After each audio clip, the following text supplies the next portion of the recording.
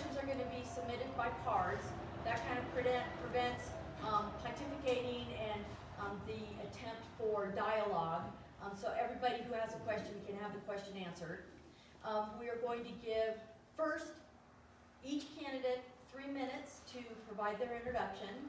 Also candidates that are here that have no opponent, that are running unopposed.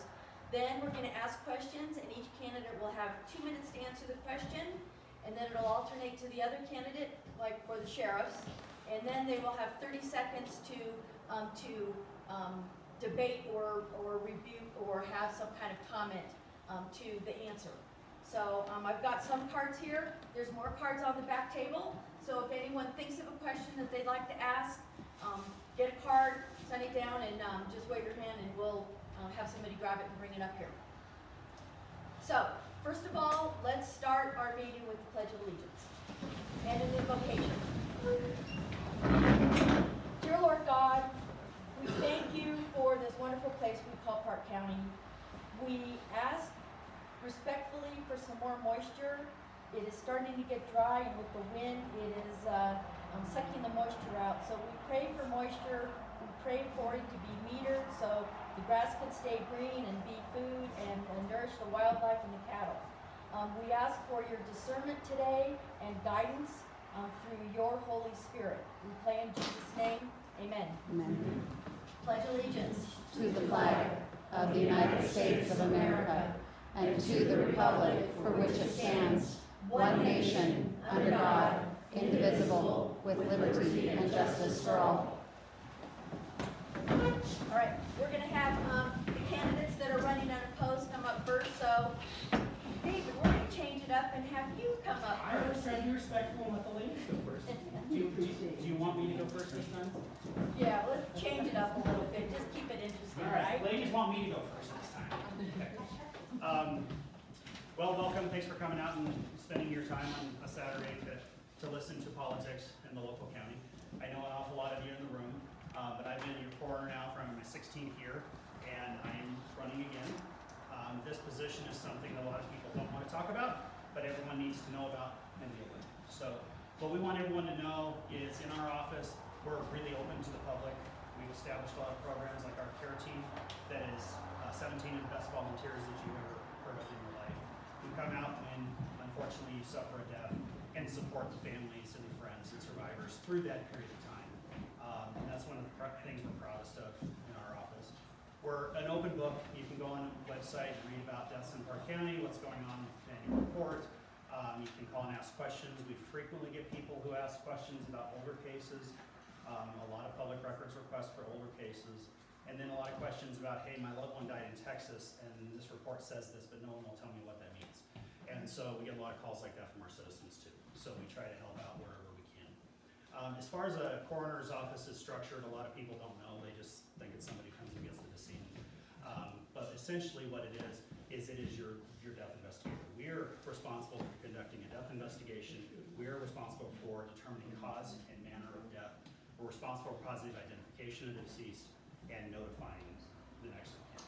So people say, well, how do you become a coroner? Where does that come from? Is there a college degree in this, right? And the short answer is it's pretty much a jack of all trades because people die in every possible way you can imagine. So the basis in my office is a medical background, having somebody who's got that medical basis to build from into the investigating basis. But when it comes to like certification, everybody knows in the sheriff's office that post-certification is that certification you get to become a cop, right? But in the coroner's office, they don't understand that as well. So there's 3 different certification levels in the coroner's office for death investigation. There's the state certification, which again, if you've heard me speak before, you've all heard me, it's a joke. It's a laughable certification. And then there are 2 national certifications higher. The American Board of Medical Legal Death Investigation has the registry level and then the board certification level. The registry level is what everyone in my office works for me has to obtain within 18 months prior. So they have gone through a large criteria of sign-off and checklist to make sure they have the experience. They've actually showed themselves proficient in all these categories, over 300 categories that they have to show proficient in. And then they are able to sit for a national test to get that certification. So it's a long interview process.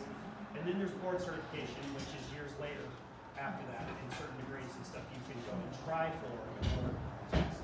And and sit for your boards. So that's something I have in my office, but all of my staff has to do. So we're all certified to a higher standard required in Colorado, because I feel it's not about what is the minimum, it's about what's the best. And in that process, we went out and got fully accredited starting in 2015. So in 2015, for years, we worked towards the goal of accreditation. You know what accreditation is? Anybody ever work for a hospital in the room? You know what JACO is? It's a way to determine and make sure that that you're doing things to the national standard, and that's the accreditation. We went and got accredited, so we could say we didn't judge ourselves. Anyone can get up here and say they're the best they are, but how do you judge that? So we went and got judged by somebody outside, so we could show you how we're doing the work for you guys, and we felt like accreditation. Any questions for me anytime? We're an open book. Reach out anytime. Thank you guys for being here.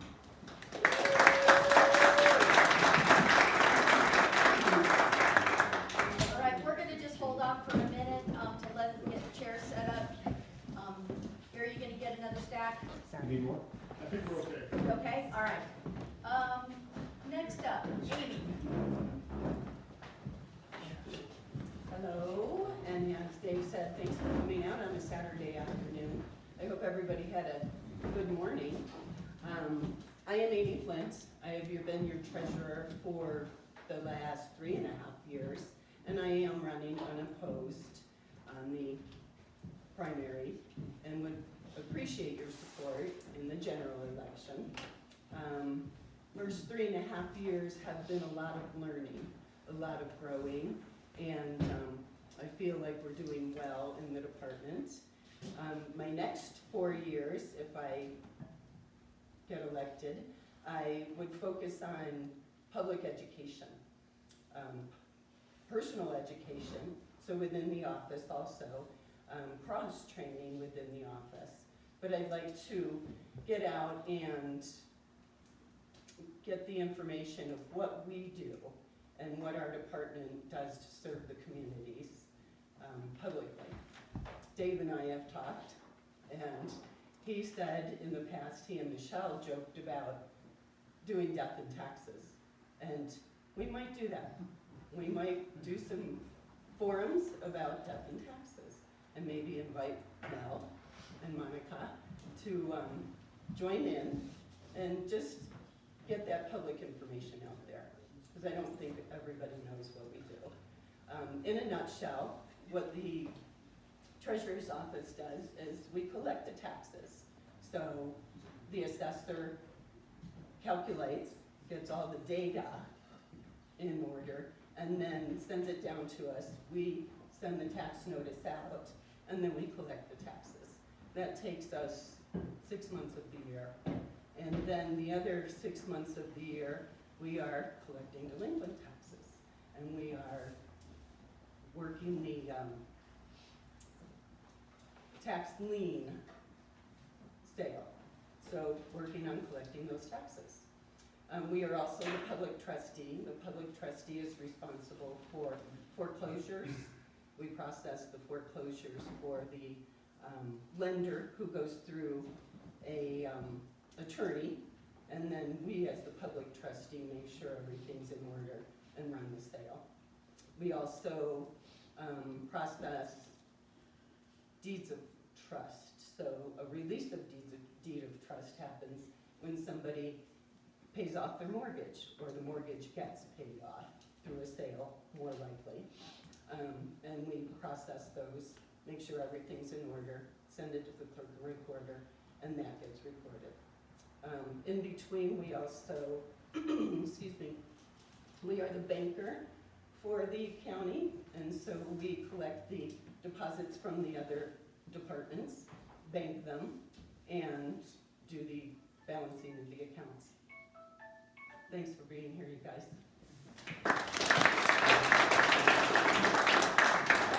Mel Castle. Hi, I'm Mel Castle. I have been your clerk and recorder since October 22. My department has several departments. We have motor vehicle, which I'm sure all of you have participated in renewing your license plates or getting new license plates. I have a satellite office in Bailey, and I have the office in Fairplay. We also do recording. We record plats, surveys, any kind of documents that you want the world to know about. Then we have elections. All the ballots dropped on Monday. We had judges training last Saturday. I don't see any familiar faces in here, but those that have participated, I really appreciate it, because our election could not happen without judges. The judges are the ones that make the election happen.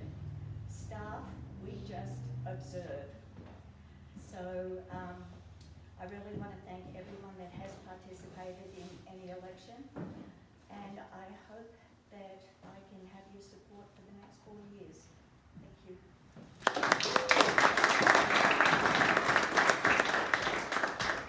All right. We're going to start with the sheriff candidates because we got a lot more questions for them than we did for the other candidates. So, yes. So we're going to start with just at the end of the table. We'll have Ahmet and Steve, and then we'll go down and let Wally and Cindy intro, and then we're going to direct multiple questions to sheriff candidates. Hi everybody, thank you for being here. I truly appreciate you taking time to be here and meet our candidates. My name is Ahmet Sisik. I'm running for your Park County Sheriff this year. A little bit about myself. 24 years in law enforcement, worked myself through the ranks. Currently working at the Summit County Sheriff's Office as an operations sergeant. More than anything, my wife and I, we moved here in 2012. We raised our 3 boys. They all graduated from the South Park High School, so go girls on this side.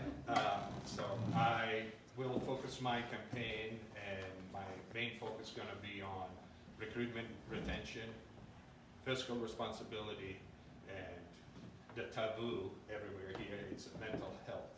So I've been a patrol officer, training officer, sergeant. I was a chief that started Blue River Police Department back in 2017, and it's a small department in Summit County. Coming from that environment, it's kind of similar to Park County. We were the only jurisdiction that didn't have any business in it, so most of our funding came through the property tax. So we have to be really cautious with how we're going to spend money. The budget was tight.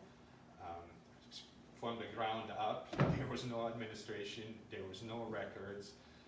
Policy and procedures, they needed to be updated, so I've done everything. So it was hard, but I learned a lot. I learned a lot from the administrative position. I transitioned to Summit County in 2022 after 5 years in Blue River. They needed help, and I started as a deputy. Shortly thereafter, I was promoted to the operations sergeant, so I'm in charge of the shift, and I am the supervisor for the power shift. So those are the night owl guys and gals. They go out and on some very serious calls. It's very, very busy agency. If you've never been to Summit County, we swell to, on the weekends or busy season, between 150 to 200,000 people.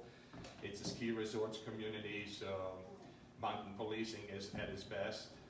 There is no front range policing up there, so you have to adjust your policing to your residents, visitors like.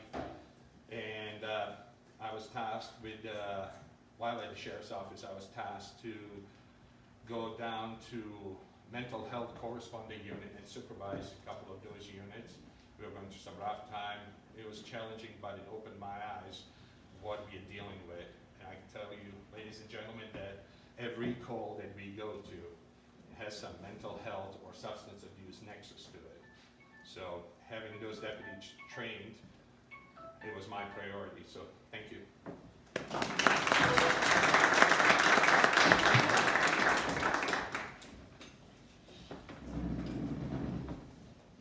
Good afternoon, everyone. Thank you for coming out here to spend your Saturday with us. I see a lot of familiar faces. A lot of you have been to one of these forums or multiple of these forums, so I'm not going to say the same thing that I have previously when I stood up here to talk to you.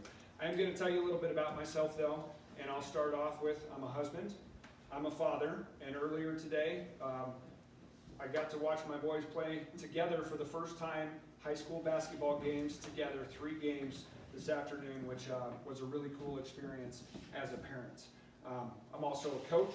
I'm a Colorado native. I was born down in Englewood, Colorado. I've lived most of my life here in and around Park County, and that's kind of what I'm going to focus my introduction on today. So we are in my precinct here in this building. This is where we do our local Republican Party stuff for Precinct 4. I've been in this building for VFW breakfasts over the years. My wife and I actually 20 years ago had our rehearsal dinner in this building. And so there were a lot more smiling faces that day than there are right now. But just that to kind of give you the ideas of the ties that I have to our community here in Park County. I've been in law enforcement for the last 22 years. I've had all sorts of different roles along the way, starting at the bottom as a detention deputy, and now I am currently your undersheriff here with the Park County Sheriff's Office. And as your undersheriff, some of the things that I do on a daily basis, you might see me out patrolling your neighborhood, you might see me out on a traffic stop, and before anybody asks, that's what happened to my forehead on Monday. I made a traffic stop on a tandem dump truck, and as I climbed up to contact the driver, I did not see the bracket holding the side mirror, and well, this is the result of that. So, one of the other things, I spent a lot of time across the highway from us here at the Platte Canyon School District.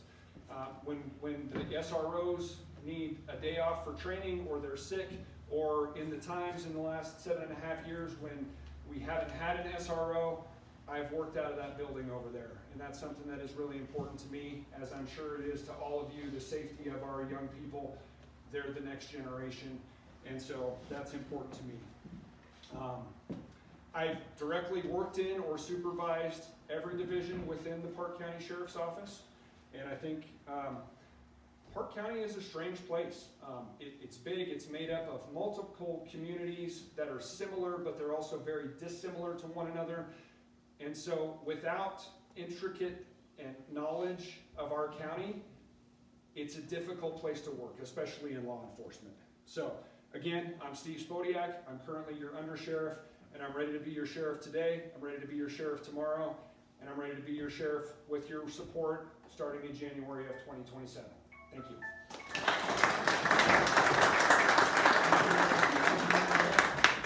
Good timing.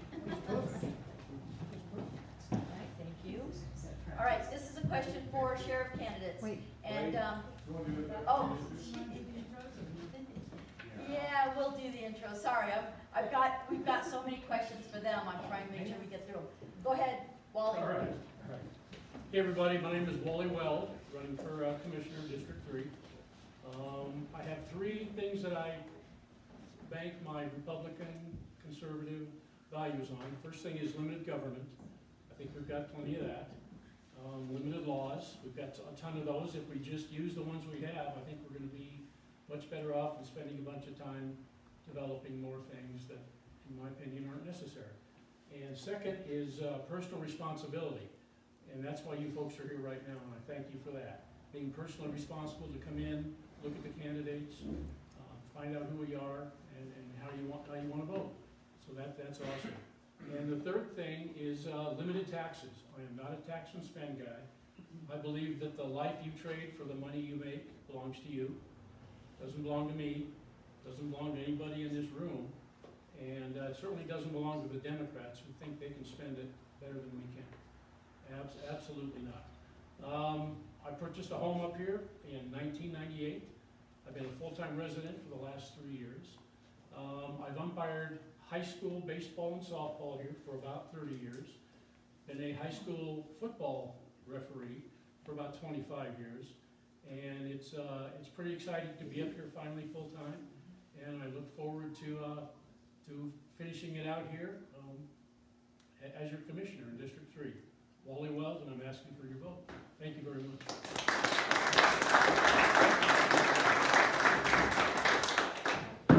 Cindy.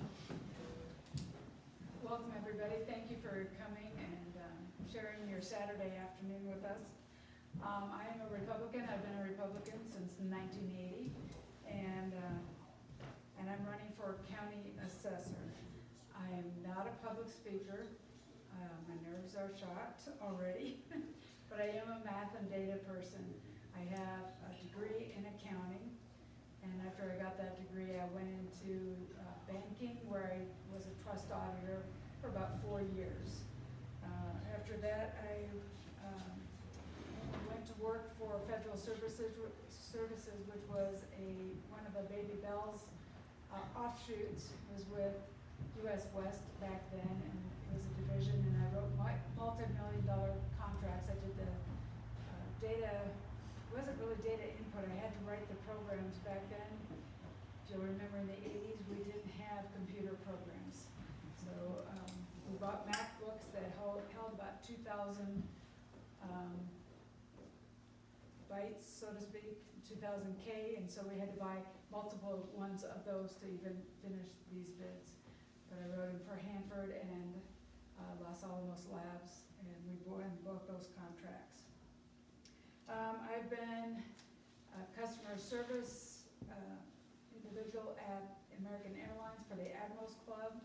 I spent about 10 years doing that, so I know how to work with all of you in a one-on-one basis. I know what it's like when people come in frustrated with not being able to catch their plane, and I know what it's like to come in frustrated not knowing why you're getting taxed this amount or why your property is being assessed at a certain value. So I'm great with people one-on-one. I also was a site supervisor for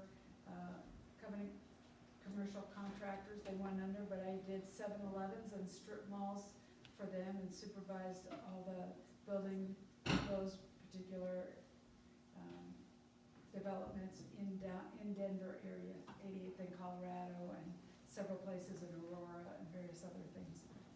I've also owned my own businesses. I've worked in an art and engineering firm that I was co-owner of, and then I also own my own handyman business, so I'm very familiar with buildings. And I've also been a realtor for 12 years.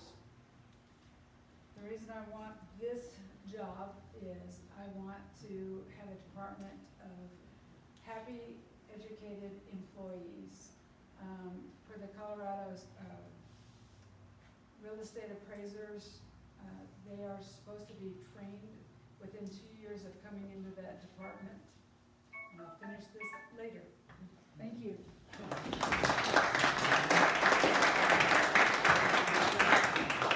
All right, now we get to the questions. All right, since Ahmet went first in his intro, Steve will have you go first. And this one is for both candidates. CBI and FBI reports have not been filed since 2019 and have recently been started as of May of this year. Directed at Steve, why has the current administration not been reporting? And for Ahmet, in your current department, have you been reporting and why? Thank you. Okay, well, that question had a statement in it that I guess I will start off with addressing. Yes, we're talking about the Uniform Crime Report here. And this is data that's gathered for law enforcement agencies all over the country that here in Colorado goes to CBI and then to the FBI ultimately. So this became a requirement, I believe, in 2024. The record management system that the Sheriff's Office uses was purchased in 2019.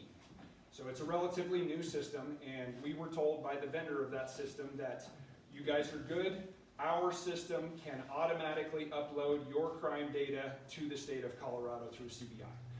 So, unbeknownst to us, we thought that our statistics were being uploaded. We were mistaken, and that's something that we should have caught earlier, because that did put the Sheriff's Office in jeopardy of not being able to be eligible for certain grants. Now, that didn't end up being the case because we hadn't applied for any grants that would have been a requirement for, but nonetheless, it's something that required by law we should have done. That has been rectified, And the way that we rectified this once we found out that we had an issue here and we weren't reporting, is we have a person who is manually entering that data. And so from March of this year going forward, our crime statistics are being accurately reported as they are supposed to be. It takes a little bit longer than it would if our records management system would do it like we thought it would, but that's not the boat that we're in. We've taken corrective action, and unfortunately we can't afford to purchase another new record management system that would make this process a lot easier for us. So the sheriff's office evidence technician is what his title is, so he's the one who's responsible for evidence that is collected in relation to crimes, is the one who is manually inputting that data for us.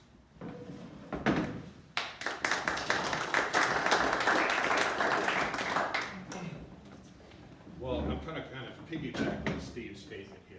The mandate came out in November of 2021, and it's mandating every law enforcement agency, including tribal police in the United States, to report UCRs, Uniform Crime Reporting, and it gets processed by CBI, and it ends up in the FBI's hands on the end. Why is this important? It's important because if you're writing grants, this is how you're going to get judged. You have to justify what you're doing. Why do you need money for the grants? And it goes hand in hand with the reporting of uniform crime reporting. So we do it. I've done it in Blue River, and I didn't have records. Like I said, I didn't have administration, so I had to learn the hard way. At that time, my record management system didn't collaborate with the CBI. So CBI offers a portal, like Steve said, and you enter manually. So those reports are due every month, and they have to be submitted every month. Every 3 months or a quarter, if you're not submitting, CBI would send you a message, or they would send you a certificate saying, attaboy, you submitted your UCRs and there is no errors on it.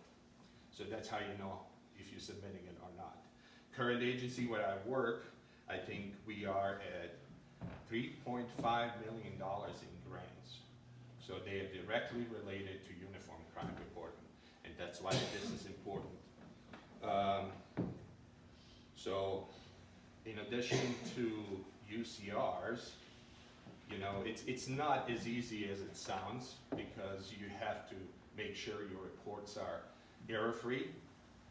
And if they're not error-free, like I said, you would get that nasty message from the CBI. The nice thing, what I have discovered, if you call CBI, they would dedicate a person to you to help you with entering those crime stats. Thank you.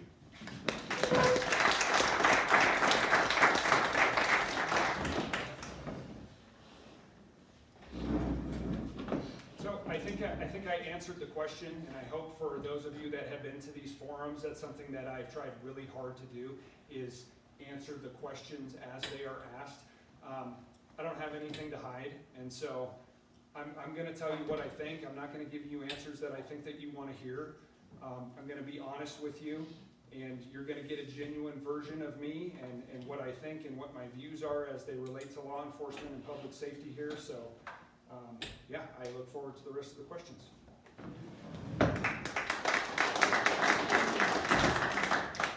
And I'm just going to add UCRs. Dual control is very important. So you have the person who is entering that, then you have to have a supervisor. You have to have a system in place, so if something goes wrong, some person goes on a vacation or whatever, we cannot depend only on one person. So I think cross-training with the administration staff would help Sheriff's Office. It would definitely lower the error margin, and it would lower time that you're submitting those UCRs. Thank you.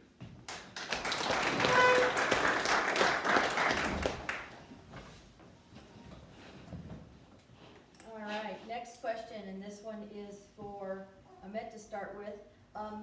The governor signed House Bill 26-1126. Will you enforce it? If not, what will you do? Well, yesterday I attended a public announcement of a lawsuit regarding this House bill. So the House bill is written basically on, in my opinion, violation of constitutional rights, specifically the Fourth Amendment, which gives every peace officer in the state of Colorado right to go in any gun store, any FFL dealer, and pull the list of all the people who are or who have purchased any firearms. In my opinion, this is a clear violation of our Fourth Amendment rights. I mean, to be able to pull records if you're doing an investigation, you have to have a probable cause. You have to have some kind of reasonable articulation to go in and say, hey, I want to see those records. So how am I going to proceed on it? I will do what I've done my entire career. If you're investigating something, we will be submitting warrants to our judges. Once we secure the warrant, then we can get into those records. But going without a warrant, just on a hunch, I think it's very wrong. It's violation of our constitutional rights, like I said, and I think that law enforcement agency, we hold ourselves to the highest standards, whether it's the ethical standards or whatever it might be. We should be following the law, and we do investigations every day. So if I'm gonna secure evidence or whatever, I better have a warrant signed by the judge, which gives me an authorization to go through personal files and create or support my case that I'm investigating. Thank you.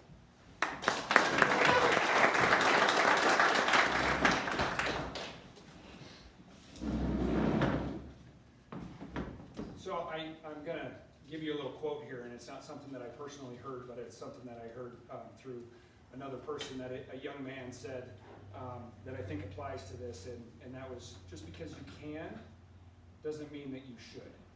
And so how that ties into the question here with this House bill is, even though it's legal, doesn't mean that you have to go about doing things in a way that maybe you think isn't legal. And so the search warrant aspect of this is probably the right answer here. Just because this House bill has been passed and now the law allows law enforcement to go in to gun stores or to FFLs and look at their records, it doesn't mean that they should. And that is going to be up to the determination of the head of an organization. And so if we need these records for a criminal investigation and we have probable cause that these records would lead us to either information or evidence of a crime being committed, then a search warrant would be sought in order to obtain that information. Not just going in and getting it just because the law says that we can. Now, on the unconstitutional side of this, I've talked about this before. I don't believe that is law enforcement's role in our system to determine whether things are unconstitutional or not. We have a three-branch system of government here, and we have a branch of government that it is their responsibility to make those types of determinations. Those are the courts. We have the legislation to pass the laws, which is what we have here. That's been done. We have the executive branch who executes the laws, and then we have the courts who make rulings on the laws. And until we have rulings on this and on Senate Bill 3, I don't know that we can say that they're unconstitutional, even though personally we may believe that.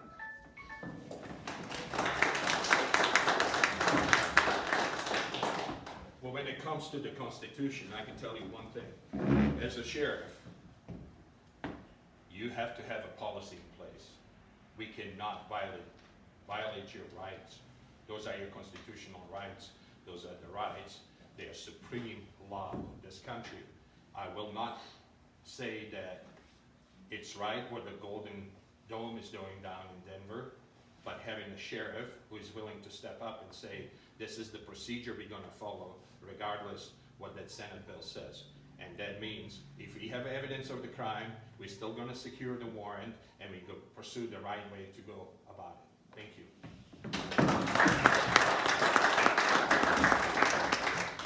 So I don't think that we really disagree here, and I'm pleased to hear that.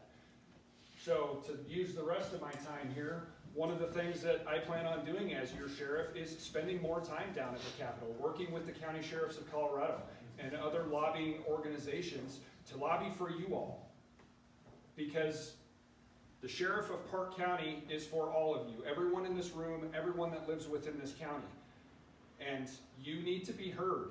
And that's something that we haven't had a lot of here lately, but it's definitely something that we can have going forward.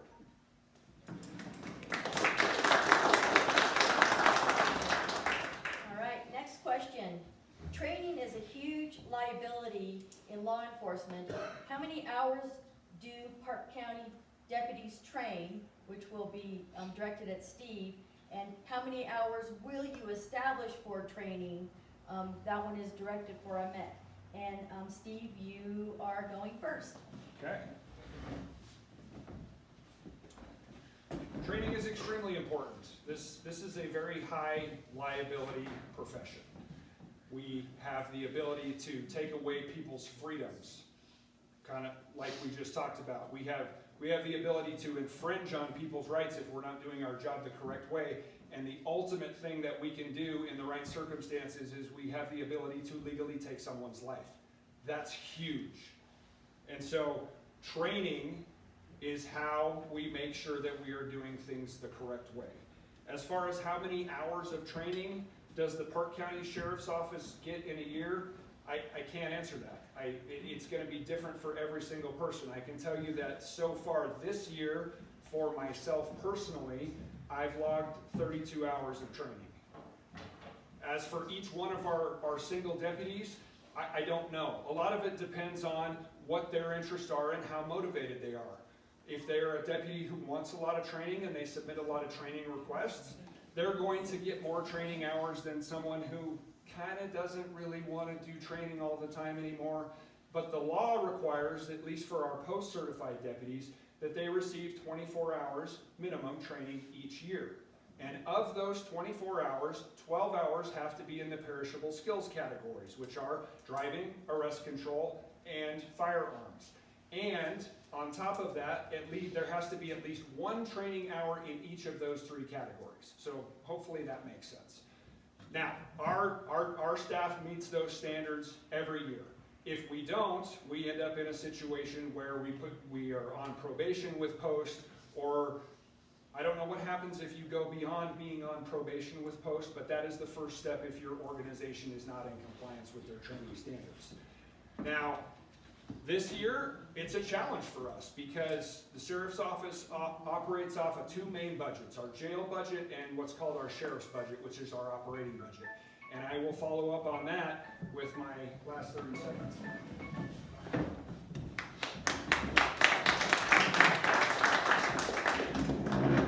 Training is very important in law enforcement. So we're having deputies on the road, and they're the first line.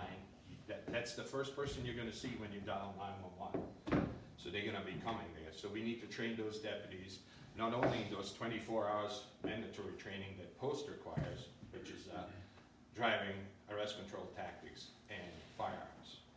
We need to train them in de-escalation. And as your sheriff, my first goal is going to be to train and bring the training to Park County in crisis intervention. So that training focuses on de-escalation versus escalation. And we can go about the tactics further down the road with other questions, but I can tell you that well-trained deputy is beneficial not only to the sheriff's office, it's beneficial to the entire community. Currently, in organization that I'm working for, we tally our trainings every year. I'm one of the instructors. So in about November, we get an email saying, hey, which topics would you like to address? Besides those 24 hours, we're addressing standardized field sobriety testing, de-escalation, hostage rescues, you name it, building clearance. It's almost every Wednesday. So our deputies, to include command staff, are logging about 200 hours of training. And I can tell you, ladies and gentlemen, right now we're facing tough time on the other side in Summit County. They cut our budget $7 million.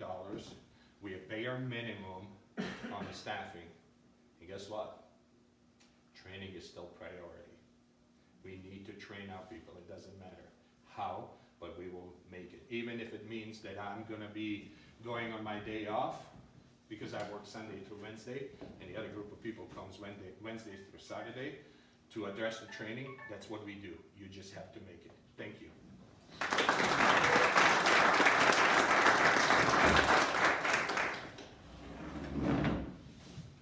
Okay, that's a huge budget cut that you suffered, and I'm sorry, I can't even imagine. But talking about training specifically with the Park County Sheriff's Office, our training comes out of our budget in basically two different line items. We have a line for training and we have a line for travel. And the reason that we have a line for travel is because a lot of trainings that deputies are interested in and want to do are trainings that happen outside of the county. So for 2026, and let me preface this by saying, we have worked to build this up over the last 7.5 years to increase the amount of money we had for that. Our Board of County Commissioners this year cut both of those training lines and both of those budgets in half.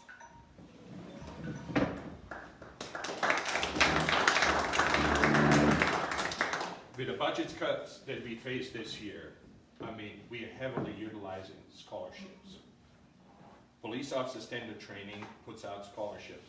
They're paying for our deputies to go to training, which includes travel, hotel, and the cost of the class. And most of the class, we have what we call an I-70 post corridor. We bring instructors and we combine all the agencies, and post pays for that training. So again, grants, scholarships, very important. Even in the budget cuts of $7 million, our training doesn't suffer. Thank you.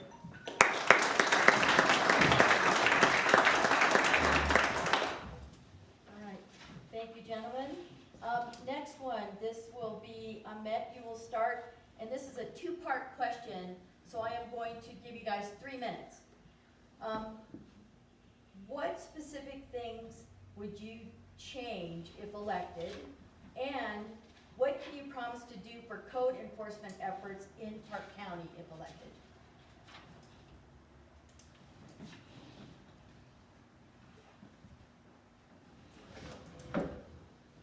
So the first changes are going to be working on reallocation of the budget. We need to pay our deputies more. We need to see where we can save money, even if it means lodging tax, lowering fleet cost. We have a 2,200 square miles to cover. The first change is going to be making sure the deputies are willing to stay here.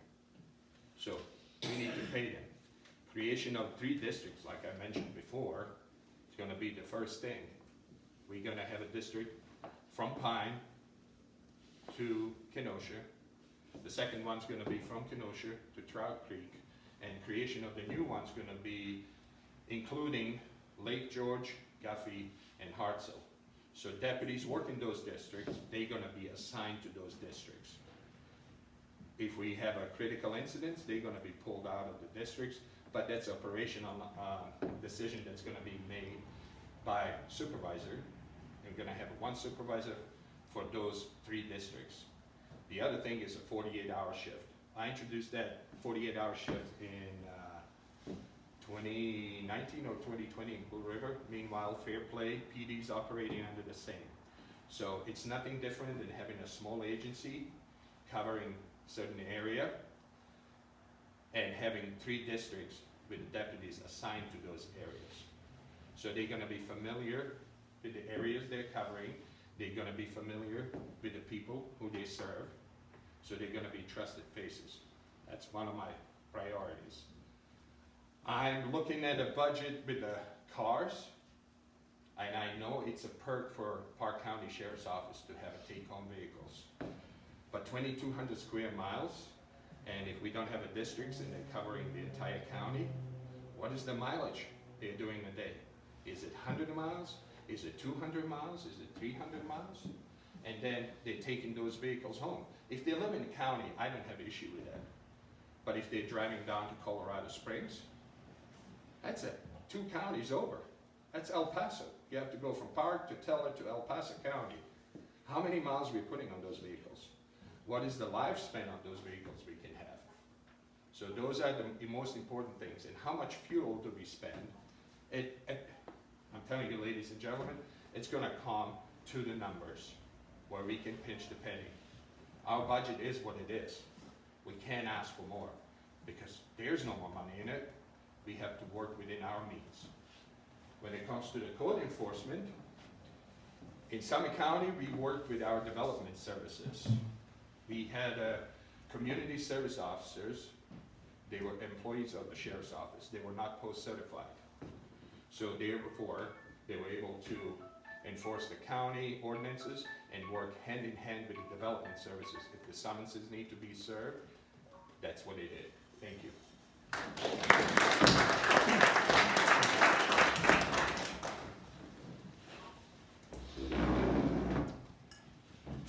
All right, what changes would I make immediately if elected, I think is kind of what the first question there was. And one of them I already talked about, being more involved with the legislative process, to give you all a voice that I think that we're missing here in Park County. Being involved with the lobbyists that exist, the County Sheriffs of Colorado. County Sheriffs of Colorado is also teamed up with the Chiefs Association within Colorado and the Fraternal Order of Police in Colorado. So we have a reasonably strong lobby for law enforcement, but we can't let that continue to be controlled by the Front Range, which it has been, just like everything else in our state. Our voices here in Park County are not being heard, even though they may be somewhat supportive of us through these organizations that are friendly to law enforcement. So that's one thing. I plan on getting involved with that, and because I can be your sheriff today, I can act as your sheriff today, I know how to step into this role today, I can begin this right away. It's not something that's gonna have to wait until I do a bunch of reorganization, or until I get a bunch of staff hired, or until I get a command staff in place, and all of these sorts of things. It's something that can happen right now. The next thing is hiring a full-time grant writer, and many of you have heard me talk about this before. There is a lot of money available in grants, and we are not taking advantage of that as an office like we could, and we're not taking advantage of it as a county like we could. So to me, that's something that is very important, and I think it's important that it be a person's job, so that they are as good at it as they can be. They can get us as much money as possible, whether it be local, state, federal monies that are out there to help supplement our budget and not have an impact on Tabor, because that's also very important. The next thing, our short-term rental income. We have a tax that you all voted for that gave us 2% of the sales tax on short-term rentals a couple of years ago, and then you voted again last year to up that to 6%. The Sheriff's Office currently should get 20% of those funds. And while we don't have a full year's worth of data yet, because we're only in June of this year, it's the first year it's been in effect, by the end of this year we should have a pretty good idea of what type of funding that's going to bring in and how we can utilize that going forward. And for me, mostly that should be to get our wages up and attract people moving here. And the next thing is, I plan on targeting and recruiting people who already live here. And does that mean current law enforcement? Sure, it could. But it also means people that are not currently in law enforcement but that live in Park County. They already know how to live here. This is not a place that's easy for everybody to live. It's expensive. You have to plan your trips to the grocery store. You might have to have a couple of freezers depending on where you live. You might be off grid. So those are a few of the things that I'll change as your sheriff.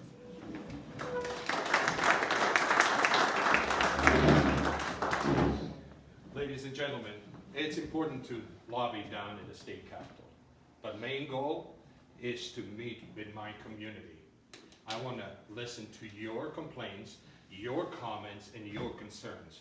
That's a primary role, because sheriff works for the community. Sheriff is elected by people and answers to people only. When we talk about grants, like my opponent mentioned, grants existed 7.5 years ago when he came to that office. Why wasn't that done? Why wasn't it done? Thank you.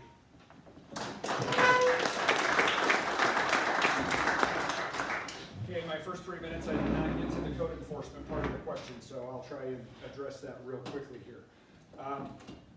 We currently have our patrol lieutenant that is a liaison between the sheriff's office and building and zoning within the county. Are we doing enough? I don't think so, but I also think that our land use regulations, the things with building and zoning that go along with code enforcement need to be revamped so that they are enforceable. Right now, it is very tricky in the way that a lot of these things are written. They don't make sense to you, and they don't make sense to me.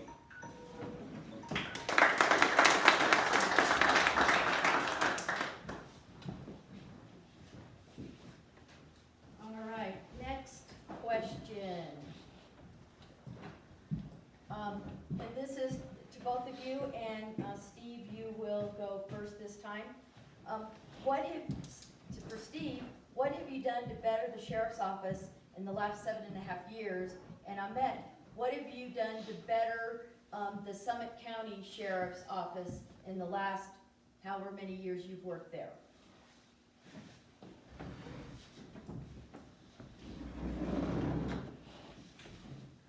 Would you all be willing to raise your hand if you were here in 2018, if you were a county resident? Okay. Do you remember what the state of the sheriff's office was at the end of 2018 and going into 2019? I do, because I was working there.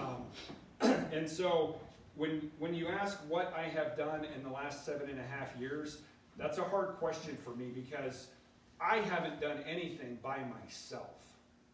It's been a team effort. It's been a team effort in order for us to rebuild the sheriff's office from what it was at the beginning of 2019. So at the beginning of 2019, the sheriff's office was at approximately 50% staffing. And one of the things that we tried really, really hard not to do was mandatory overtime. And for the most part, we did not have to initiate that. We found other ways to serve the public without ordering our people to come to work every day. And there are agencies that do that, and it's unfortunate. And some people would say that, well, you know, you're in law enforcement, you signed up for that sort of thing. But that is not what we believe, and we don't believe that that fosters the type of environment that we want inside of our agency. So, we've rebuilt this agency. One of the things recently here within the last 1.5 years is we've built a canine program again within the Park County Sheriff's Office. It's young, but we have 2 great handlers. We have 2 great dogs that are starting to become known statewide, and they are making an impact here in the county. So that's something that I'm proud of. I'm the coordinator of that program. I had the pleasure of being able to start it and build it, being a former canine handler as a younger law enforcement officer, and so I'm proud of that. The other thing is we managed the COVID pandemic, and I know that seems like forever ago, but this was something that none of us had ever seen, and we kept you all, our staff, and our inmates safe during that time.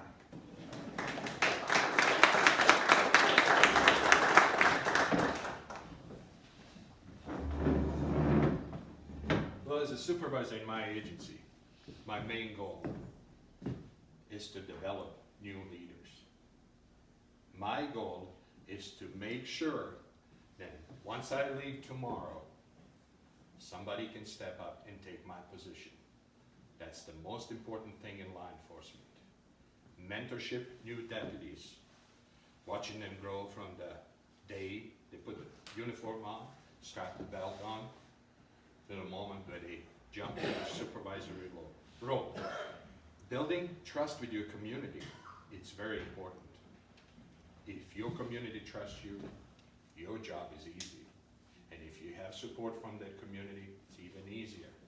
So, like I said, building and developing new leaders, it's my major task. That's what I've been tasked with, and I'm proud to say that in the last 2 years, I mentored 2 people who became supervisors, and I mentored 3 others who became field training officers. In my organization, that comes with a promotion. As a field training officer, you're getting promotion, you get the title of the technician.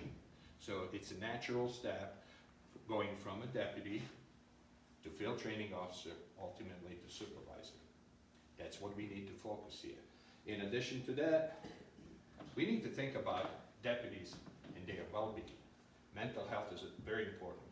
What I tell every deputy is your family comes first. They do have families. This is a life of sacrifice. Law enforcement is a life of sacrifice. You're gonna miss birthdays, you're gonna miss Christmases, Thanksgiving dinners. How do we manage and balance that? So if they're putting for time off, as a supervisor, even if I'm short-staffed, I will give my staff time off and I would work that shift. Thank you.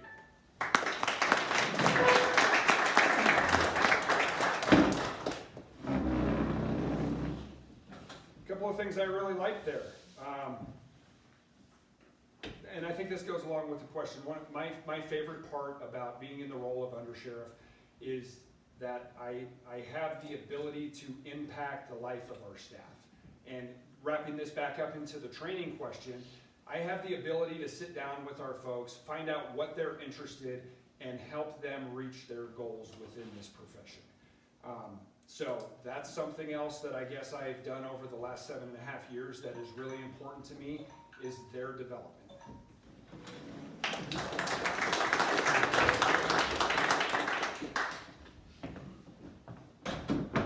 If we have a strong leadership, we're gonna have a strong department. I will bring you strong leadership because I tell every deputy that ever worked for me or every officer that ever worked for me, I will never ask you to do something I am not willing to do. So if we have that trust between command and the line, there is nothing we can't accomplish. Thank you so much.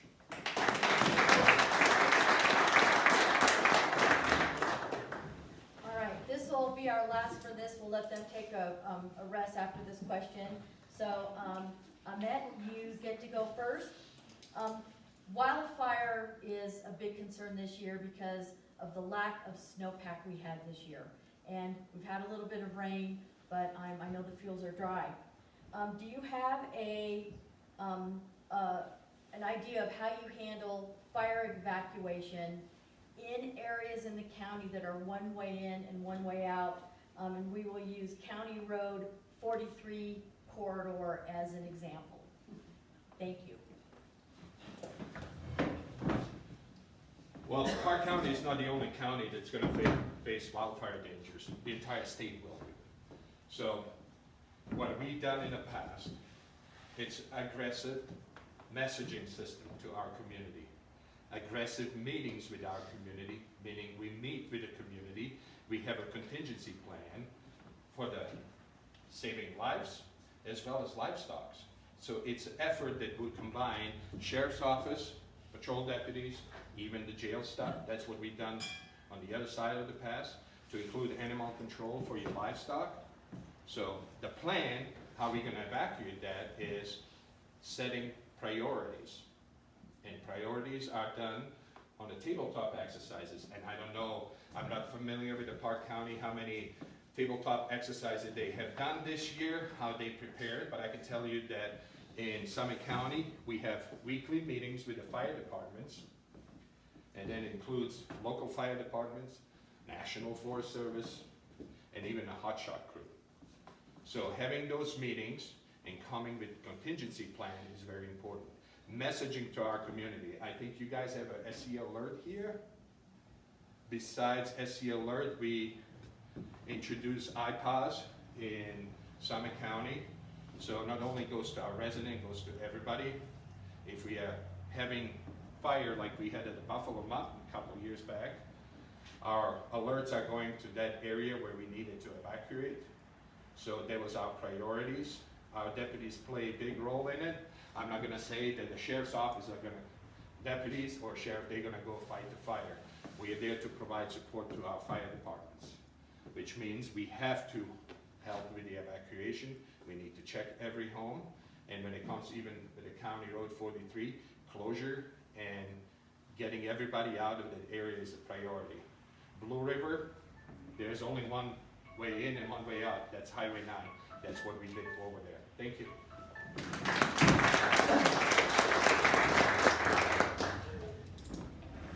Well, this is a real concern for some of you in this room. I know some of you live on County Road 43 in this room. And one way in, one way out, I think means maybe something different to you all than it does to others. What that means is there's one way in, and then there's nothing. So that is the route that is in and out. It is one way. It doesn't go anywhere, and that is one of the struggles that we see on County Road 43. Some of our biggest subdivisions, if you start with Mill Iron D, and then you have Friendship Ranch, and then you have to think about things like Camp Idrahaji, you have to think about Deer Creek Christian Camp, you have to think about Tomahawk Ranch, and then as you work your way up through the valley, you get to the Deer Creek Valley Ranchos, and KZ Ranch, and Elk Creek Highlands, and Elk Creek Meadows, and back into Harris Park. All of these different communities only have one way in and one way out on County Road 43, and that is super important. But we're also super fortunate because we have Platte Canyon Fire Protection District, which is an outstanding group of very competent individuals who have developed all sorts of evacuation plans for that road, or plans that are to shelter in safe areas. Like, for example, if you come down Hangman's Road to County Road 43, there's that dry lake bed right now. That is a place that would be suitable to shelter in place in the event of a wildfire if you can't evacuate. But the important thing is to remember that this is not going to be just the sheriff's office and the fire department. We are going to have Colorado State Patrol involved. We're going to have Public Works involved. Our volunteers are going to be involved. Because what we have to do if we have a major fire event on County Road 43 is turn that into a two-lane, one-way road coming out. And that may be difficult for some of you to swallow who might not be able to get home, but we have to get the people out because in a wildfire, priority number one is life safety. Priority number two is the safety of property. Thank you.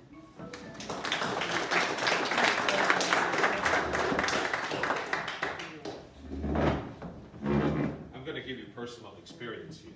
I worked troublesome fire in Grand County. I watched the home burns. I watched people begging us to go back to their homes. They lost everything. And I can tell you, it takes a special person to sit on that roadblock, make sure the human life is not lost. And with Park County, the way we sit here, the priority is to have enough time to give that alert because fires are moving fast. And I watched Black Mountain burn across 285 where I live, and that was very fast. Thank you.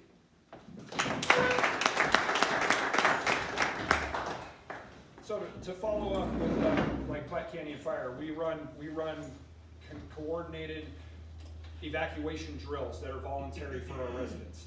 There's not one planned yet for this year. Those are typically done in the fall. So something for you guys to keep your ears out for that could be beneficial to help you in a fire evacuation. As far as notifications, Code Red and IPAWS, and a unified command is something that's going to be very important once the evacuation's start to go, and that's something that I've done for you folks for years as your undersheriff.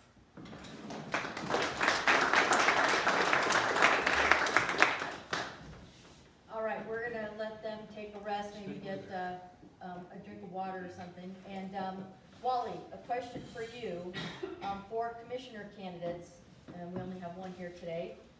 Is it important to attend public events, and how do you plan on engaging with the people you represent in the county? It's absolutely important to come and talk to you folks. Here I am. Unfortunately, my opponent is not here. It's been kind of a lonely road, but that's who I am, that's who I will be. Transparency, an open door, a phone call, an email, anything you folks want to talk about. I'm there to talk to you, listen, and pass it on to the to the other commissioners. It's a little bit of a tough road to hoe though, because there's this sunset law, which means we cannot talk to each other as commissioners. We have to do it in public. So we get a schedule on Friday about what's going to happen on Tuesday. We can look at it individually on our own, and then be ready for the work session on Tuesday morning, where we can talk to each other publicly because you're invited. You can show up, you can do Zoom, And then in the afternoon, we have the votes on certain things where we decide yes or no, you know, 2 to 1, 3 to nothing, in favor, against. So it's a little bit of an interesting job, position, if you will.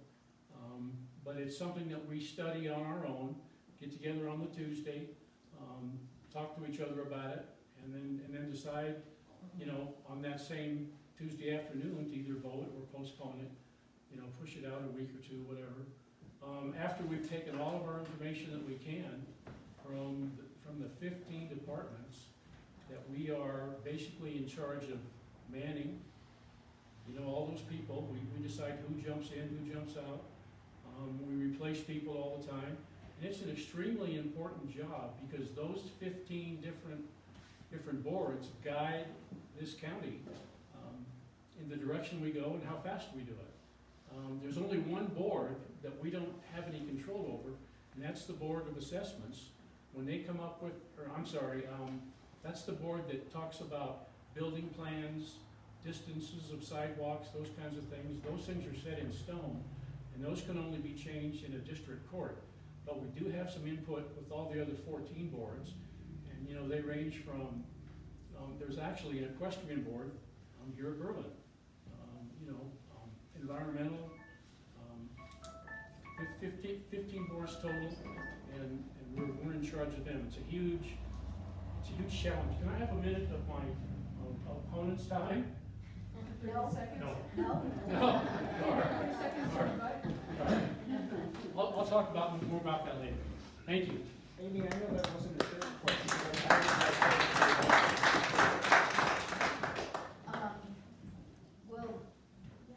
We'll get back to you guys. We'll get back to you next. Okay, Cindy, we have a question for you. For the assessor, what do you plan to do different than your opponent who is the current assessor? What I plan to do different is to make sure that my employees are happy with where they're at, that they're getting the education that they are required to get. They're supposed to go within 2 years of being hired, they're supposed to be getting their appraisal licenses, so I expect them to be able to do that. And I want them to be willing to say, hey, I need your help here, and I want to be able to help and really lead those employees and make it a super positive experience. I also want to make a difference when you guys come into the office and want to talk. I want you to be able to talk to anybody in that office and they can answer your question. I want them to be friendly and that you feel comfortable asking them questions. I'd also like to be able to train you all on how the tax gets assessed, or at least explain how how to figure your taxes out, or actually provide that for you. But help our senior citizens, help our veterans who get discounts, help them know what they have to fill out, how they need to file if they want to file an appeal, and various things like that. I want to be there for you guys. I'm a tax shield. I'm not a revenuer. I'm not trying to gain as much money for the county. I want to be fair and equitable. Yes, I have to do exactly what the courts or what the statutes say I need to. Thank you.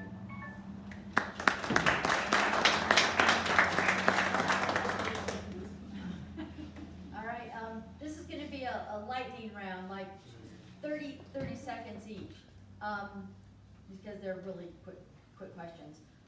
Where are all of you currently making income? So we'll just go through the Met and go down. Where are you currently making income, all the income sources you have? 30 seconds. Currently, my income comes from the Summit County government. That's who I work for, and I have some investments. That's where I make my income.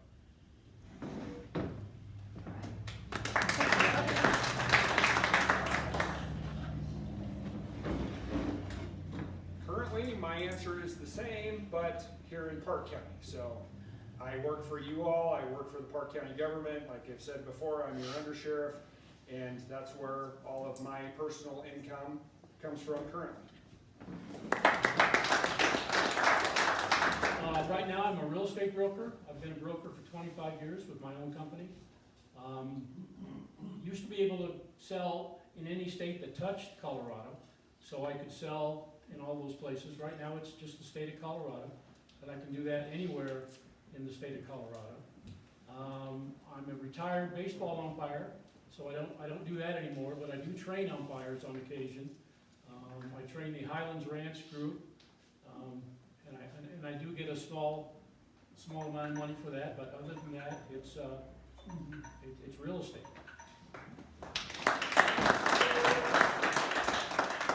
I get my money from real estate too. I'm a realtor up here and in Denver. Again, I can do it anywhere in the state of Colorado. I also get income from a rental property that is down in Denver. We rent that full-time down there, and that provides us with income as well.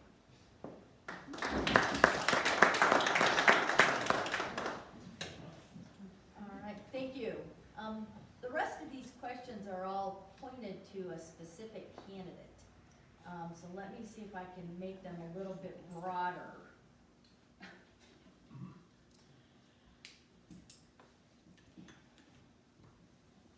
All right, this one, this goes to land use regulations. So Wally?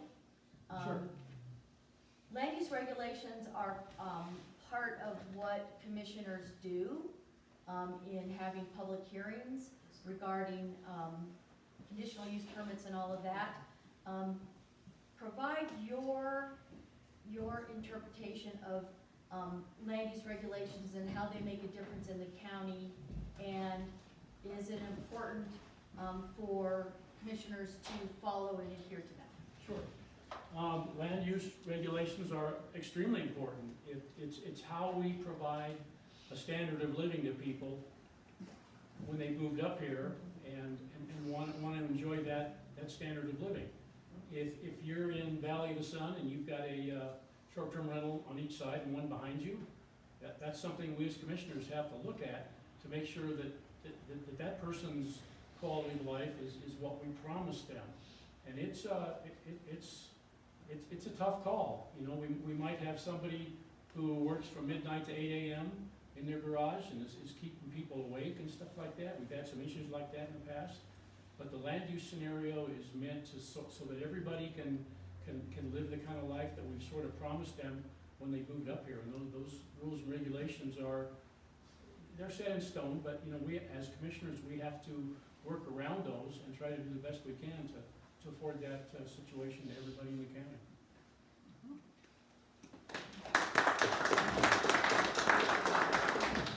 All right, this will go to the sheriffs.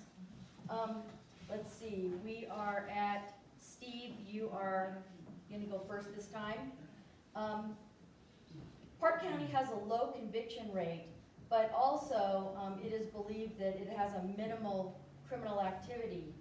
And then Steve, if you could address this specifically, how do you go about making sure cases can be properly prosecuted, and how come Maggie's case has been so hard to solve? Okay. First of all, something occurred to me on my last question. I also receive a small stipend from the school district for coaching, so I wanted to clear that up. Didn't really occur to me because I think it costs me more to coach than I make doing it, but it's definitely worth it. So, low conviction rate in Park County. Yes, we do have a low conviction rate in Park County. And I do not want to stand up here in front of you and throw the district attorney's office under the bus. So I am not going to do that, but that is something that we struggle with on a daily basis. Cases being dismissed. Cases being dismissed. And the reason that these cases are being dismissed, well, generally they are a mystery to us.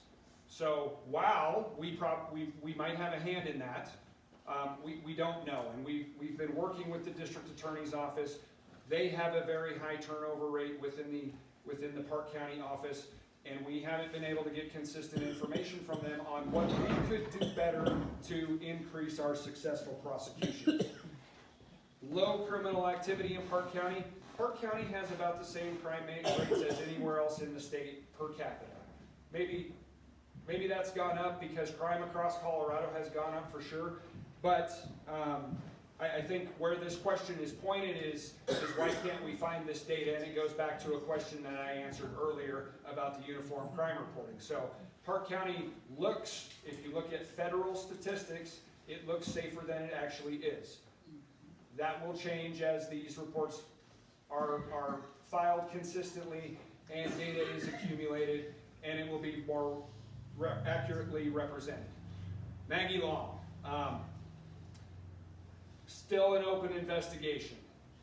And so while I can't share details of that investigation with you, the question was, why has it been so difficult to solve? And the easiest way to answer that question is because nobody is talking about it.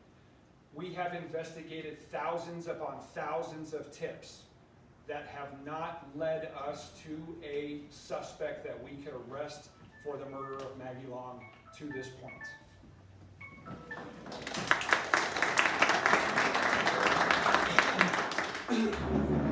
I just attended 2-day, well, it was a 1-day instructor research down in Colorado Springs. And I had the pleasure that one of my presenter at that training was actually a prosecutor from Park County. So, are you gonna say it's a sheriff's office fault or is it DA's fault? Well, it's usually a combination of both. As a sheriff for the Park County, I can tell you that I will focus on well-written reports, dual control. It has to be established procedure how we do this. Deputies write reports, they go to sergeants for approval before they even touch records, making sure that we follow criminal procedures. With a criminal procedure, making sure that we didn't violate anybody's law, anybody's rights. We didn't violate any laws associated with those rights, and we need to preserve all the evidence. Everybody familiar here with the Senate Bill 217, accountability for law enforcement that it came out?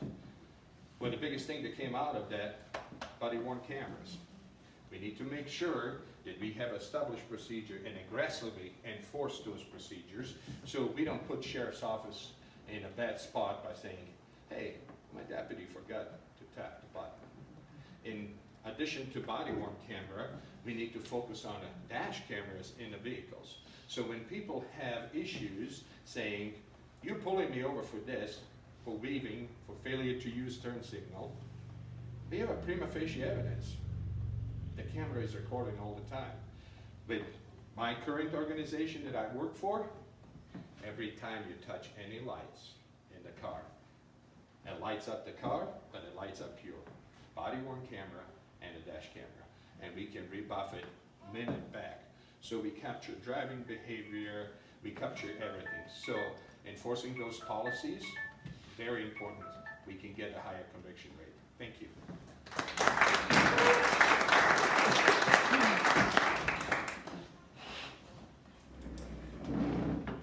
So I would just like to go back to the latter part of that question and touch a little bit more on Maggie Long, because that's something that impacted many of us very, very heavily and still continues to do so. There's been a lot of talk in social media and the community about this case, and one thing that I can tell you is it is still being actively investigated. It's moved now because of the length of time that it's been to the cold case squad with the Colorado Bureau of Investigation, but they have an agent that is assigned only to this case. And there is a task force that is working on this case every single day, and I am very optimistic that we will have a resolution sometime soon.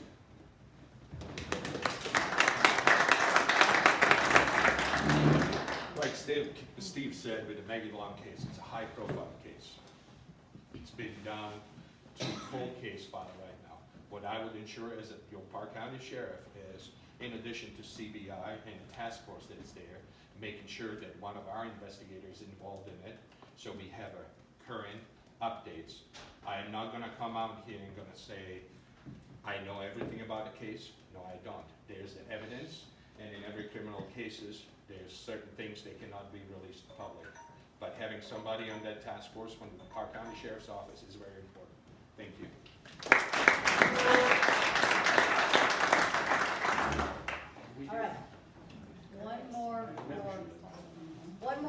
sheriffs.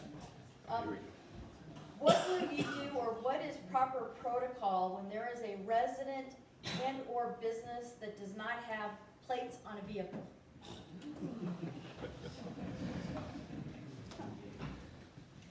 Well, that will fall under the Title 42, which is a traffic code, okay? Traditionally, what do we do when we're not busy? We pull traffic over. Sometimes people don't have time to put those plates on. You pull the vehicle that doesn't have a plate. It's happened to me a million times. And I would have this lady in the car saying, I never touched my plates. I don't know where to put my stickers on. That's where the community service comes in. That's where customer service comes in. I have so many times got my multi-tool and it touched those plates on the car. If they don't have a plates on the car, what is the reason behind it? Did they just purchase the vehicle? You know, there's a law that says you have 72 hours before you even register the vehicles. So the only thing you have to provide insurance, and if they provide me insurance from any other vehicle that they own, that insurance, and by the law, is good in my eyes. They don't have to have insurance for their specific vehicles. So they have a 72 hours to transfer vehicle from the place of sale to their homes. What else do we have? I mean, let's face it, ladies and gentlemen. I don't know if this is a big problem in Park County, but unsheltered ones, they use their vehicles as their home. We have that in Summit County in every corner. Me taking that vehicle away from that person means I'm taking their home. What is going to happen to that person? There's a human side to everything we do here. It comes to the sound judgment. What is the severity of the crime? If we need to enforce it, if we need to write somebody up for the expired plates, you know the new law on the expired plates. You have 90 days from the moment that you receive your ticket right now to register your car, and all the charges are dropped. I hope this answers your question. Thank you.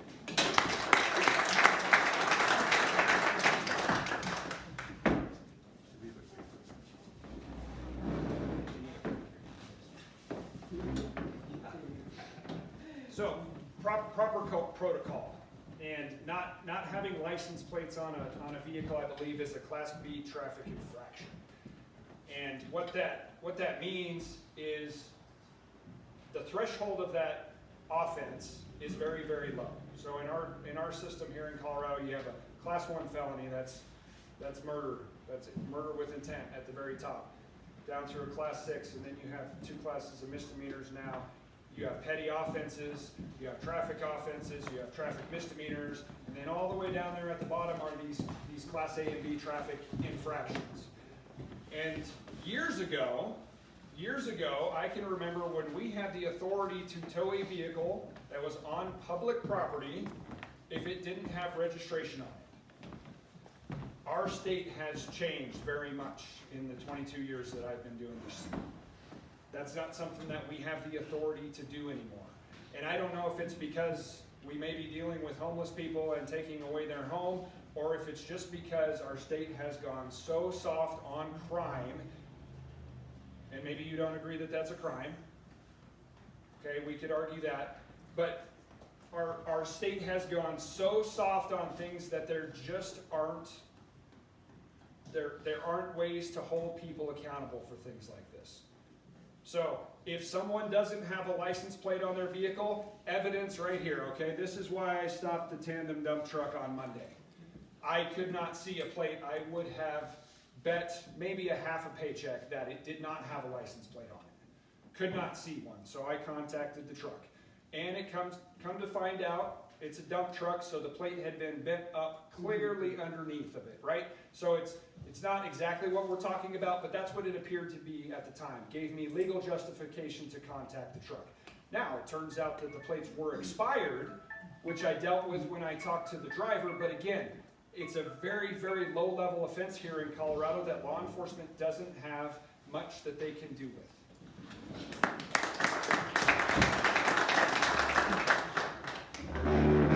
And no license plate, like Steve said, traffic infraction. We can write as many tickets as we want. I can tell you, we've written so many no driver's license tickets. You would think that's a big offense. When it goes to the district attorney's office, they're whole dismissed. So prosecution is not part of our job.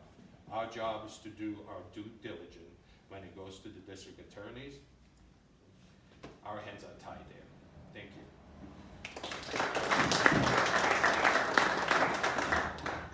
So, just a little bit more on that. We have a lot of discretion as law enforcement. There are very few laws in Colorado revised statutes that say shall, but they do exist. Shall arrest, shall do this, shall do that.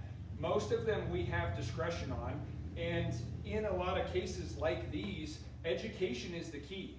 People don't know where to put the stickers on their license plate, even though there's a picture on the envelope that tell you, right? So a lot of what we do is trying to get voluntary compliance, and if we can get voluntary compliance versus punitive compliance, that's the way we should be going.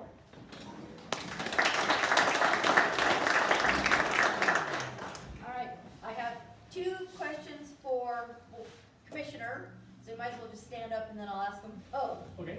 First one is, as a former geologist, what ways can you help interpret land use code, particularly mining operations, to build property on decommissioned mines? Sure. So for the first 25 years of my career, I worked for Union Pacific Railroad's Mining Corporation. Geotechnical exploration and mine evaluation. So drilling rigs, geologic mapping, that type of work. And it's extremely helpful in just the everyday stuff that happens in our county, especially, a good example would be Wild Horse. When I first saw the initial placement of Wild Horse, it kind of struck me as not really being in the correct spot. They did move it a little bit, so now they only have to implement 1 dam, and now as commissioners we have to decide how we want to react to making that happen in our best interest. There's going to be possibly a boom-bust scenario. Booms are great, but busts are really tough to pull out of, especially after a boom like that. But as far as the land use situation goes, as a commissioner, we are held to land use codes just like you folks are. We can tell you guys what you have to do. We have to perform just like everybody else, and maybe even a step above. If there's a permit that we have to have, we need to pull that permit. We don't go on with a business and ignore that permit and just, the county didn't get back to me. That's not the answer. The answer is we have to step in and hunt down why we don't have that permit and not just keep running a business, those types of scenarios. On the big picture, you have, if you want a 50-room hotel, those land use situations come into effect. If you want to increase your driveway so you can turn your semi-truck around and it infringes on somebody else's property, that's every bit as important. But we have to foster the land use people and all the other incremental companies that we deal with within our government, make sure they do the right thing. All right, and this is,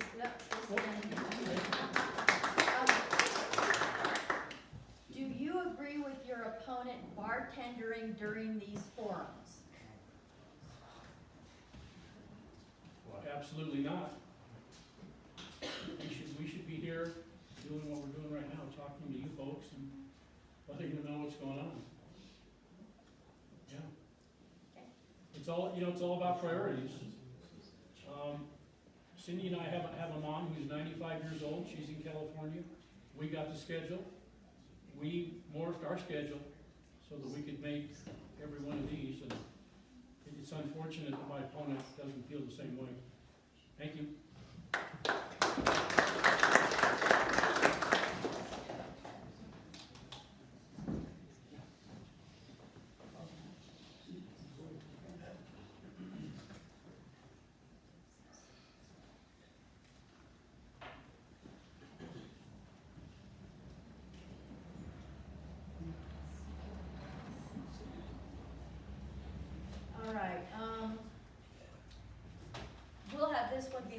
one for the sheriffs, and then we'll have our closing argument, our closing, pitch. And, let's see, Steve, you are up first.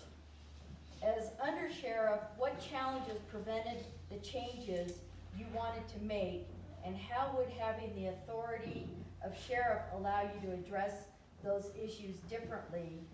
And we'll spin it for Ahmet as sheriff, what authority will you have to make the changes you want to make?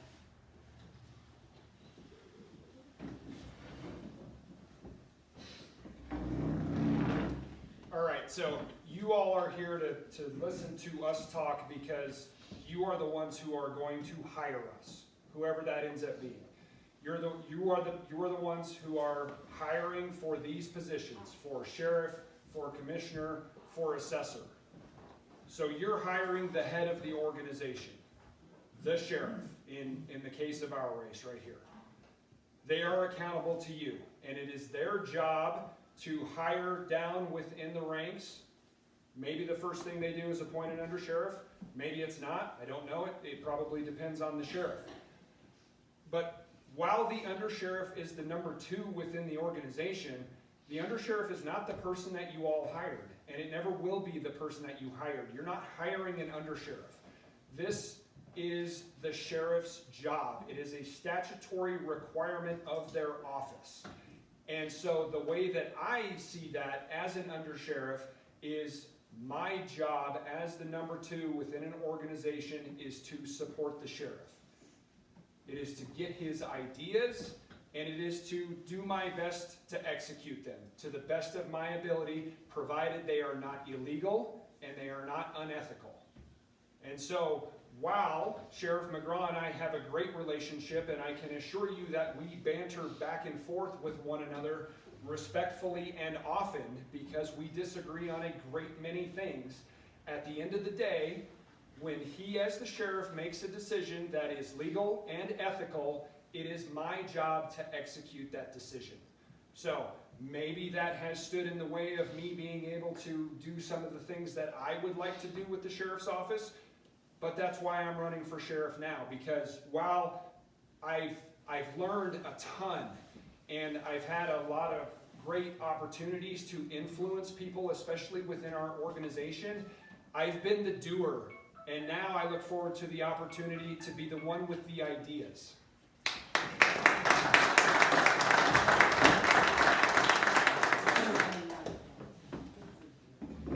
As a sheriff, you have way more authority, but it comes to the team. That is the importance of having undersheriff, who is willing to disagree with those policies. They're not good. So I've already chosen who my undersheriff is going to be. Great opportunity for Fair Play side, great opportunity for Bailey side. We're gonna have representation on both sides of the pass. So that would only benefit our community. And then we're gonna switch. I'm gonna be weak in Fair Play, my undersheriff's gonna be weak in Bailey. I'm gonna switch. I'm gonna go to Bailey, he's gonna go to Fair Play. That's how we build community trust. In addition to this, what changes I can make changes in internal policies right away. Making my policies and the sheriff's office policies readily available to our community members so they can see how the internal process works. I think that's a transparency. That's what you're looking for. It's a transparency and accountability for your sheriff's office. There's nothing here to be hidden. You're choosing your next sheriff. Like I always said, this is not gonna be my office. It is your office. And building a strong team starts with undersheriff, who's gonna be able to further those policies and implement them with the rest of the sheriff's office. That is very important. We need to make ourselves accountable. If I'm doing something wrong, or we get the reports of misconduct, we can launch our supervisory inquiry. But if it's true misconduct, I really don't believe that cops should be policing cops.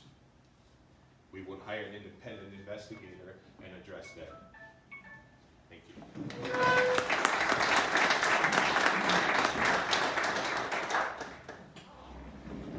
So, I'm fortunate on this question that I've been doing this for 7.5 years, and I know every undersheriff in the state of Colorado, and I've known every undersheriff within the state of Colorado in that amount of time. In some agencies, it's a revolving door. It's different everywhere. Even in similar sized agencies, this role is different, and it depends on the sheriff and what they need from their undersheriff and what they want from their undersheriff. And as I told you, Sheriff McGraw and I, we have had many, many disagreements. But at the end of the day, I was hired to execute his plans as the Park County Undersheriff. And like I said, as long as they were legal and as long as they were ethical, that's what I've done. I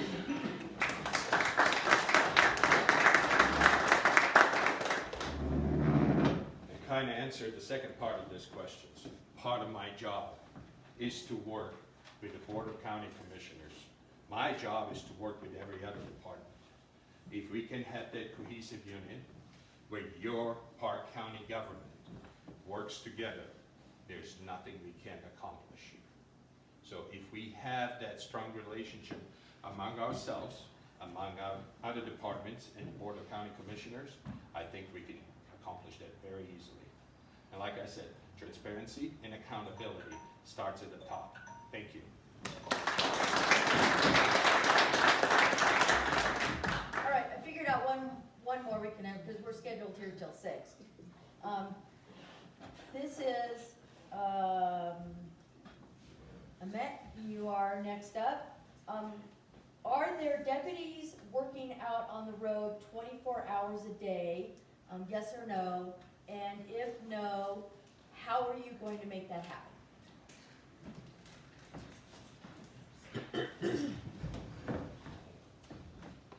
So my understanding right now with the Sheriff's Office, they have a coverage till about 2 o'clock in the morning, and then they go on call between 2 and 6. I don't have issue with that concept at all. But we need to ask ourselves, when they are on call, and they get that call, because emergency, they don't pick and choose time where we're gonna get it. Where are they coming from? Are they coming from within Park County, or are they coming from outside of Park County? What is their estimated time of arrival? How am I gonna address that? Like I said before, 48-hour shifts, having districts and having deputies for 48 hours in that district. It doesn't mean they're working 48 hours constantly. We need to address the problem strategically, and we need to use data to see what is our crime trend, how are we gonna address the crime, what are our peak hours.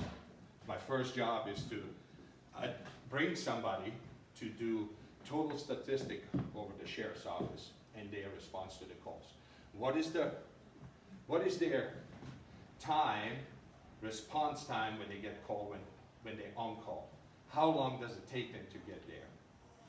What resources do we have here? If they're working 48 hours and they're in their district, it's nothing different than your fire departments. This is not new concept, ladies and gentlemen. They're in the districts. It's gonna take them, I measured that in my previous agency, about 7 to 10 minutes to get to the call, to get in a car and get to the call. I think it's a great benefit for the community, great benefit for the Sheriff's Office. Employees is what we need to invest in. Well-being of our employees is 100% what I'm going to be standing behind. 48-hour schedule has been proven to reduce stress, more time with the family, and well-being of our biggest asset, and those are our employees. Thank you.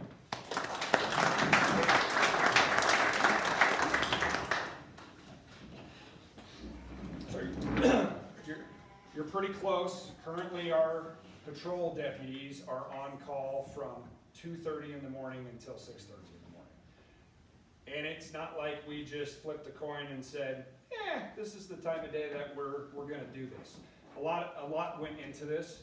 And interestingly enough, it hasn't changed that much in the last 15 years. This is similar to a schedule that was run in the county here 15 years ago. But I anticipated a question very much like this today. So on Thursday, before I came home from work, I looked at the calls for service for the last week between the hours of midnight and 6 a.m. There were 4. None of those were emergency calls. None of them. And by emergency calls, what I mean by that is where there is life safety at risk, property at risk, or some medical type situation where they would need assistance from a deputy sheriff. And so, while that's obviously not the case every single day, every single week, there is a method to the madness here. And so, I guess I would have to question, is it worth paying, I don't know, how many deputies is that? Is that 3? Is it 6 under this 48-hour plan for a period of time where the public doesn't need our help? I don't know. But a fire department is completely reactive. And we can't be that way in law enforcement. And I know there's been talk about being proactive, but how can you be proactive when you're set up like a reactive agency? There's some things about this schedule that don't make sense to me.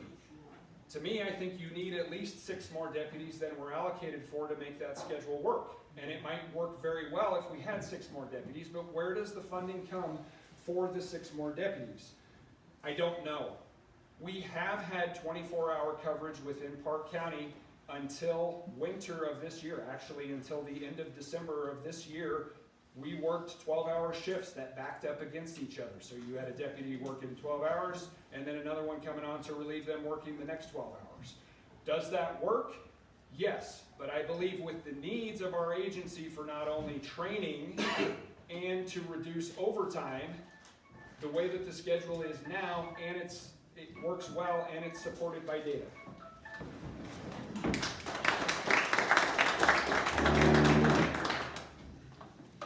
This is what I believe in. When you dial 911, for you, it is emergency. There is no call too small that you have to answer. We cannot assume whether it's an in-progress call or not. When you dial 911, you want somebody to show up at your door because you need help. That's what it comes to. 48 hours doesn't create overtime. We can easily control it. And when I say proactive versus reactive, what are the most, what is the time of the day that we need to see our deputies?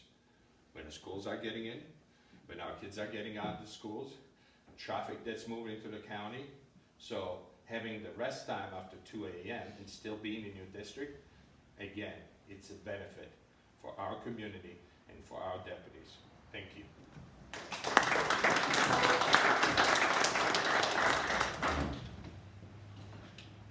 So when I talked about this last week, I said nothing about 911 calls because these were not 911 calls. And so, yes, when you call 911, somebody answers the phone. They always have, and they always will. And if you need a response because there is an emergency, someone will be coming to help you. And I think that's been a misconception of something that's happened in the county over the last few years. There has always been somebody on the other end of the phone, and there has always been somebody to come and help in the event of an emergency.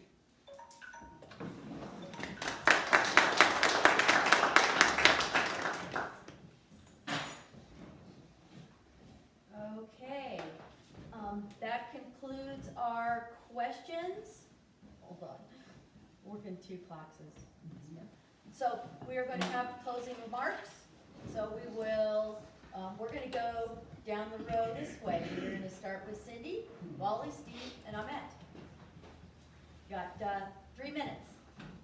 Thanks again, everybody, for coming. I hope that you will vote for me for this in the primary, which is June 30th.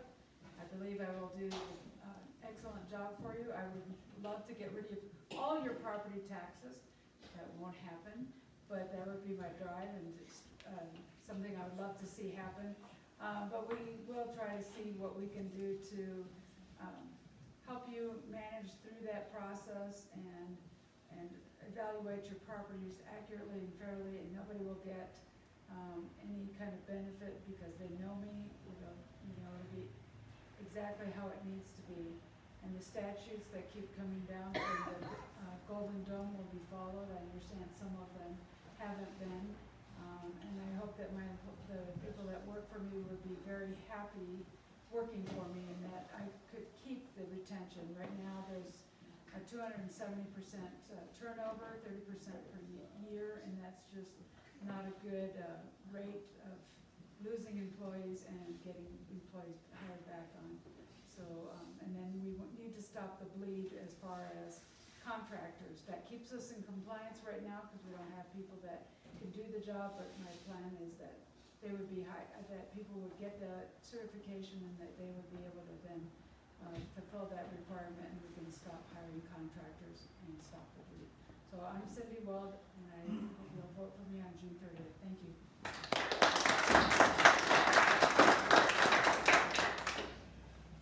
I'll echo what everybody's saying up here. Thank you for coming. It's extremely important. The commissioner's in charge of the budget. That's a huge scenario. My job with the mining corporations, we developed budgets from the ground up. We were an exploration company.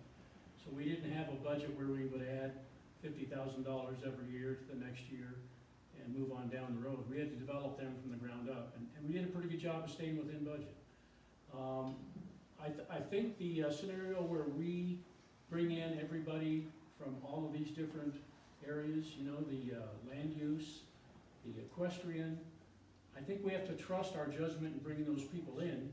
And as far as the mining situation goes, we turn that over to developmental services. We let them decide what the issues are, following those rules and regulations that we have established. I'm vice president of the Central Colorado Water Conservancy District. I've been a board member for 2 years, and about 10 months ago I was asked to step up into the vice president's role because I do live in the county. You can bring people in if they don't live in the county, if they have the education and the experience and the knowledge, but we prefer that they have some property here so that they're vested in this company. I just want to be transparent. I want to offer you guys a phone call, an email, anything you want to do. I promise I will listen to you. I will get back to you, and I will let you know why I voted in a certain fashion. You have to remember there's a ton of things that happen that nobody else is privy to other than the commissioners and us folks up here. But I will go to every length to find out the best way, the best reason why to vote yea or nay. If I have to pull in the police department, find out if they can be of assistance in helping me make that decision, I'll call anybody and everybody I can to try to do the best for the most people in this county. I'm Wally Weld, Commissioner District 3. Thank you very much.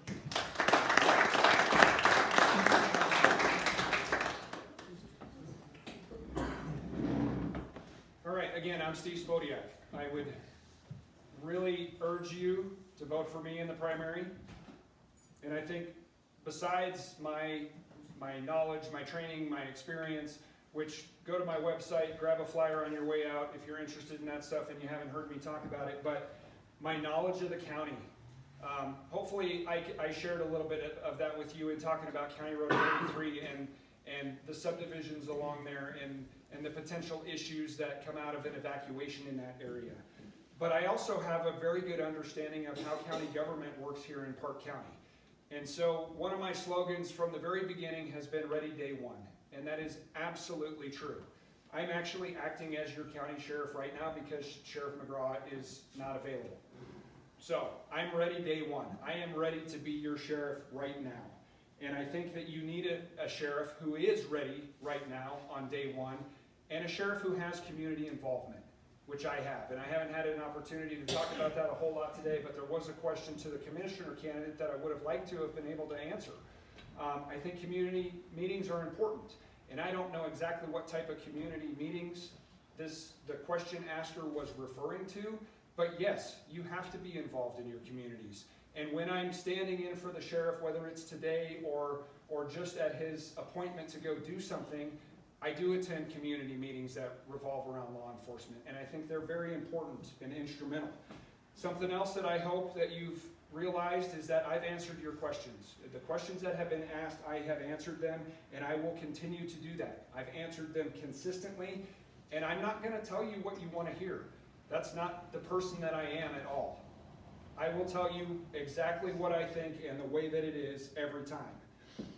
This campaign has been a little bit nasty, and I think we're about ready to be at the end of it here, and I think it's safe to speak for both of us here. But I also want you to know that I have focused on the positive here, because that's who I am, and I don't believe that negativity will find solutions. Positivity is how we solve our problems, and positivity is how we work together. So I urge you on June 30th or before, when you cast your vote for the Republican candidate for sheriff, vote with your head and vote with your heart.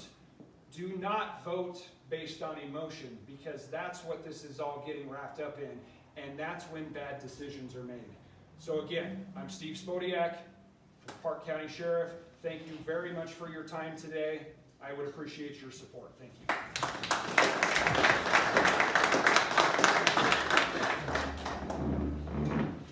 I totally agree with Steve when it comes to being at the end of this. It was a great learning experience. I want to thank you, everyone here, for being here today. And I want to thank this group of people being in front of you today. I think it's very important for us to have this clear communication with our community. Let's face it, you all heard what my platform is going to be.